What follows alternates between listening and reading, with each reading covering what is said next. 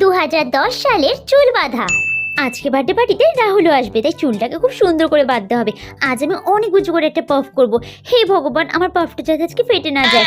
আজকে সবার থেকে উঁচু পাফ আমি করব, কারণ যত উঁচু করে পাফ করব তত বেশি স্মার্ট লাগবে। ওয়াও, কত সুন্দর করে আমার পাফটা হয়ে গেল।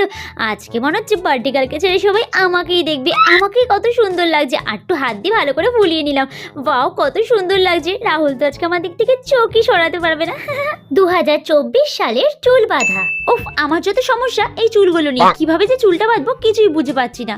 আইডিয়া, নতুন যে হেয়ারস্টাইলটা বেরিয়েছে সেটাই করি। একদম চুলটাকে পাতিয়ে পুরো নেপুদের মতন করে সাইডে ক্লিপ আটকে নিয়েছি। এরপরে গার্ডার দিয়ে পুরো চুলটাকে একটা ঝুঁটি বেঁধে নেবো। ব্যাস, এত ইজি হেয়ারস্টাইলটা। কোনো দিক দিয়ে যাতে কোনো চুল বেরিয়ে না যায় তাই ভালো করে স্প্রে করে নিলাম।